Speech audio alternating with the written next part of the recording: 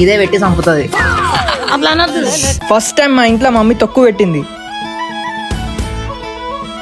పెట్టి ఒక 3 days అయింది. దాని తర్వాత రిజల్ట్ చూడండి ఎంత మంచిగా అయిందో. ఫస్ట్ టైం ఎట్లా అనిపిస్తుంది మమ్మీ? మంచిగా అనిపిస్తుంది నాకైతే. ఇట్లా చూస్తుంటేనే నోట్లకి నీళ్ళు వచ్చేస్తున్నాయి అనమాట. ఇప్పుడు చూడాలి అన్నంలో పెట్టుకుని తింటే ఎంత టేస్టీ ఉంటుందో. అప్పటికి లైక్ షేర్ అండ్ సబ్స్క్రైబ్ చేసుకోండి. ఇది మన వ్లాగింగ్ ఛానల్ అనమాట. Stay tune. వేడి వేడి అన్నం చేసింది, ఏం కూర వేయలేదు, మొత్తం తొక్కు పెట్టుకుని తినాలంటుంది.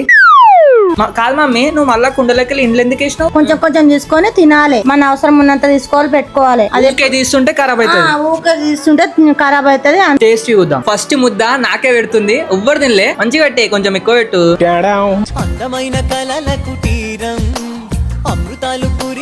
క్రేజీ మస్తు అయింది, కానీ కొంచెం కారం అయింది.